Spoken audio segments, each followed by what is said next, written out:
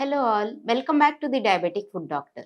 ఈరోజు మనం కాళ్ళల్లో డయాబెటీస్ ఉన్న వాళ్ళకి కామన్గా వచ్చే ఫుడ్ ప్రాబ్లమ్స్ ఏంటో తెలుసుకుందాం.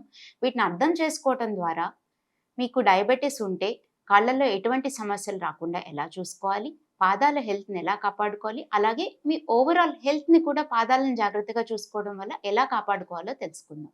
డయాబెటీస్ ఉన్న వాళ్ళకి కామన్గా వచ్చే ఫుడ్ ప్రాబ్లమ్స్ మూడు. ఒకటి న్యూరోపతి, రెండు ఇన్ఫెక్షన్స్, మూడోది అల్సర్స్. సో వీటి గురించి ఒక్కొక్క దాని గురించి సపరేట్గా తెలుసుకుందాం. First neuropathy. న్యూరోపతి అంటే ఏంటంటే కాళ్ళల్లో స్పర్శ కోల్పోవడం, దూది మీద నడుస్తున్నట్టు అనిపించడం, కాళ్ళల్లో తిమ్మిర్లు మంటలు రావడం.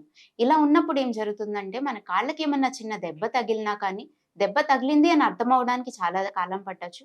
అలాగే న్యూరోపతి వల్ల పాదాలలో చిన్న చిన్న మార్పులు వచ్చి వేళ్ళు వంకర్లు పోవడం, అబ్నార్మల్గా ఒక పర్టికులర్ ప్లేస్లో ప్రెషర్ ఎక్కువ పడడం వల్ల రాపిడి వల్ల గాయాలు ఏర్పడతాయి.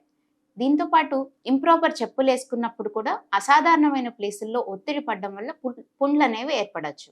ఇలాంటి వాళ్ళు ఎటువంటి ఇబ్బంది రాకుండా ఎలా చూసుకోవాలి అంటే రోజు మీ కాళ్ళని చూసుకోవాలి. రాత్రి పడుకునే ముందు కాళ్ళలో ఏమైనా బొబ్బలు వచ్చాయా, గాయాలు అయ్యాయా, ఏమైనా పుండ్లు ఏర్పడ్డాయేమో చెక్ చేసుకోవాలి.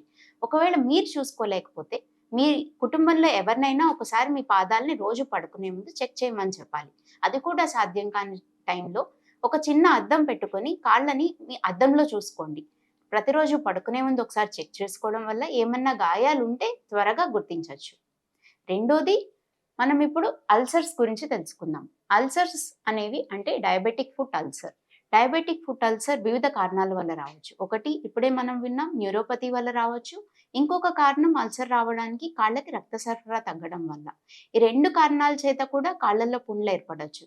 ఏర్పడిన పుళ్ళు అనుకున్న విధంగా మానకపోవచ్చు. దీంతో పాటు డయాబెటీస్ ఎప్పుడైతే ఉందో అన్కంట్రోల్ షుగర్స్ ఉన్న వాళ్ళకి ఇన్ఫెక్షన్స్ అనేవి త్వరగా రావచ్చు.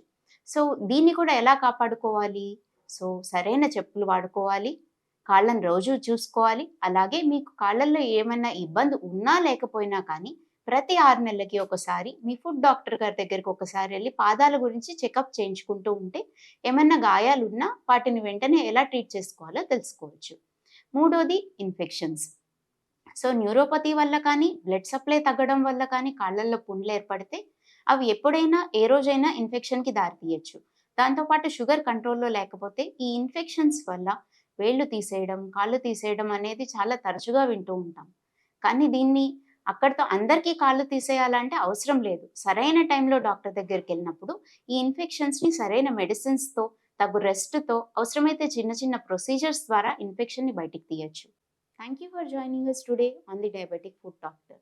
Stay tune until we see you next time. ఈ పైన మెన్షన్ చేసిన వాటి గురించి ఇంకా ఎక్కువ డీటెయిల్స్ తెలుసుకోవాలనుకుంటే కామెంట్ బిలో. Thank you.